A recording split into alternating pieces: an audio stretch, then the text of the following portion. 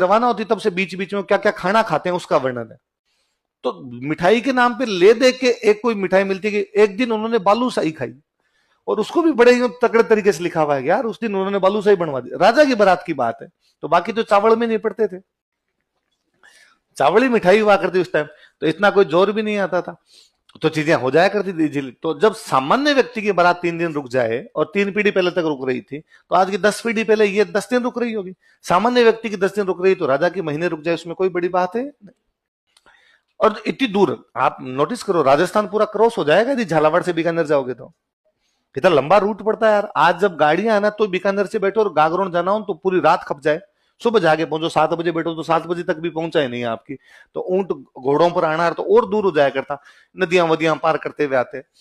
अचलदास खिंची वहां गया, उमादेव सांकली से शादी हुई। उमादेव सांकली वाकई बेहद सुंदर थे। तो अचलदास खिंची ने बारात रोक ली वहां साल भर, गया नहीं अचलदास खिंची।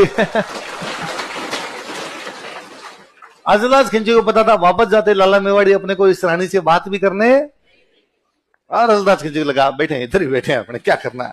अब उधर से भाई साहब लेटर आए, अब वापस जाओ।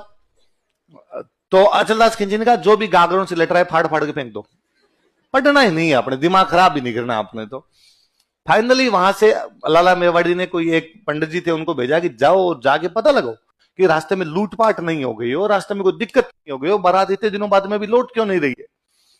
पंडित जी आए, जांगड़ू पहुंचे, अचलदास खिंची आराम से बैठे। तो अचलदास खिंची कहा कि अब कितने दिन हो गए, वापस गागरों चलना चाहिए। अचलदास ने कितने दिन हुए, अभी तो थोड़े से दिन हुए हैं, इतना इतना तो बारात रुकती है, ससुराल में जवाई नहीं रुके तो मतलब ही क्या हुआ बाद में।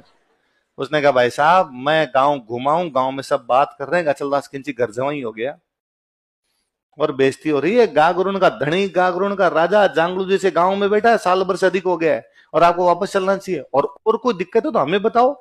तो अचलदास खिंची ने कहा साहब दिक्कत ये है, जाते लाला मेवाड़ी बात करने नहीं देगी, इसलिए मैं यही बैठा हूं, मुझे जाना ही नहीं है उधर। तो पंडित जी ने कहा देखो एक बीच का रास्ता अपनाते हैं, अपने रास्ते में रुकते रुकते चलते हैं, यहां से निकलते हैं, यहां बेइज्जती होती है अपने। तो कहा ठीक है। अब भाई साहब थोड़ा सा आगे निकला, अचलदास खिंची ने कहा थक गए बस। रोको रोको भाई रोको, कैंप लगाओ। महीने रुक गए, वहीं पे रुक गए, चलेंगे चलेंगे, शिकार की जगह अच्छी है। अब कभी कहते साहब बरसात आ गई, बरसात में तो 4 महीने कहीं जाना ही नहीं चाहिए, रुकना चाहिए। ये तो ठंडी हवाएं चल रही है, ठंडी हवाओं में कौन बाहर निकलता है। कभी कैसा गर्मी इतनी पड़ रही है, घोड़ों के बेचारों की हालत खराब हो जाएगी, रुक जाओ। यूं करते करते तुमने साल 1.5 लगाया।